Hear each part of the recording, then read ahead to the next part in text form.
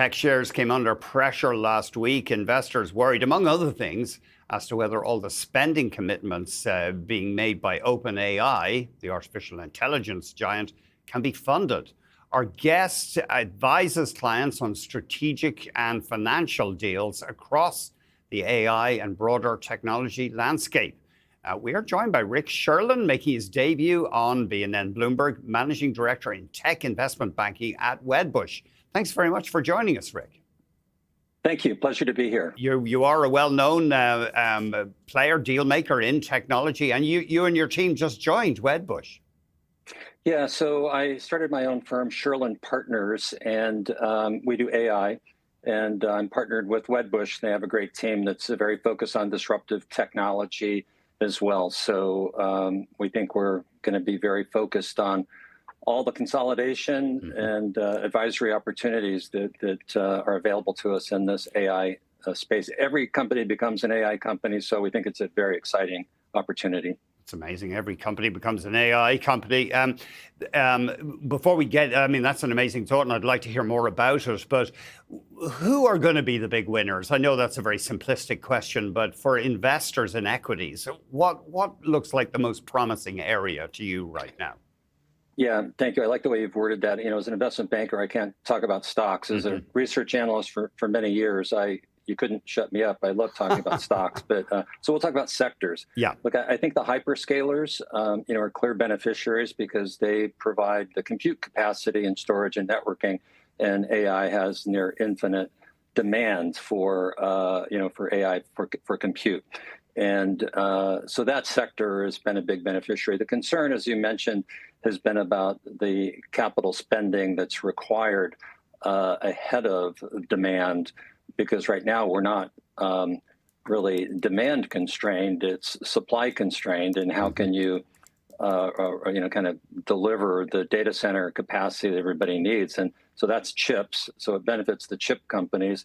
Power, tremendous amount of power is going to be required. And that perhaps is one of the bigger constraints that we'll face going forward.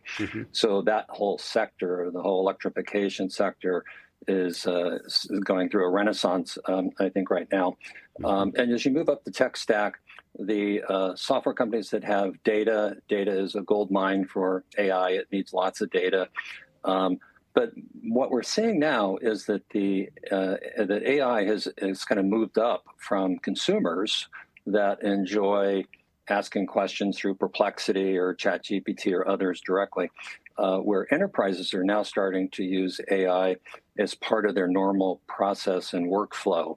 So the inference that's required, not the training now, but the inference, as they begin to use the software that's provided by the software industry, the AI now becomes part of their regular workflows. And so the demand from enterprise is just getting started. So we're very optimistic about demand going forward. We just got to make sure that we've got the money to finance all the data center expansion, and we have the power, of course, to fuel the expansion, and the chip constraints as well. Just to remind people, hyperscalers, of course, are the huge providers of cloud computing. I know you're not getting into individual stocks, but people think of Amazon Web Services, Microsoft Azure, and Google Cloud. What jobs are vulnerable? Again, a ridiculously broad question, but in the economy as a whole, what jobs are particularly vulnerable here to AI? Yeah, well, the first area, the AI has been very good at programming, so coding. So it's very difficult to get an entry-level job in coding now. So that's one of the areas that's been most exposed. I think that knowledge workers, because AI is really, really good at looking up information, summarizing it, and it does it so fast. So entry-level jobs on Wall Street are much harder to get. Law firms, it's harder to get. So that's the area that is probably most exposed. And least exposed would be blue-collar workers, where you have a physical presence that's required. We don't have the technology. Maybe we'll have robotics in the future that can do some of those jobs, but you need dexterity, you need muscle, and so those positions are obviously more secure. But longer term, it raises a question. In the healthcare area, AI is really good at diagnosis, can read, X-rays. I go on to Perplexity and ask questions from time to time, and I'm kind of amazed that, it's just data, it's just reading. AI's read everything. So it knows a lot. It doesn't reason very well, but it's like a friend with a photographic memory. You can ask a question and it can tell you what it read. And so I think there are professions that will be radically altered by this. The ability to discover new molecules for drug design is just phenomenal. It takes a PhD, 6 months to a year or more to create a new molecule, and you can do that so much faster using the AI models. So I think it's going to be very profound, and it really is just getting started. And the street's concerned that, well, maybe we don't have the money to build out the data centers, and it is, kind of breathtaking. You're looking at the 5 big cloud computing companies. They're spending $375 billion this year on AI, and you have some like OpenAI that are making trillion-dollar commitments.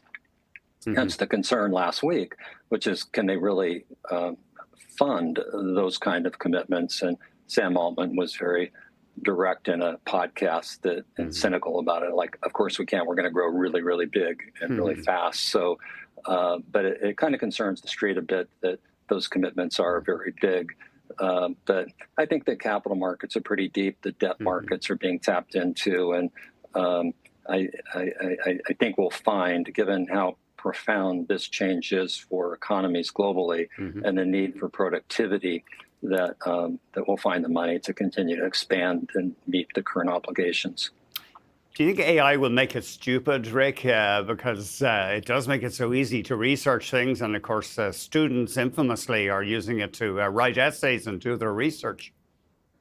Well, this gets into areas, when we saw previous automations, when factory automation came along, electricity and the automotive industry, look at cars. It's like it invented a whole new industry for gas stations and hotels and interstate highways. And we'll see something similar around AI. It's just hard to envision exactly where those reskilled jobs will fall.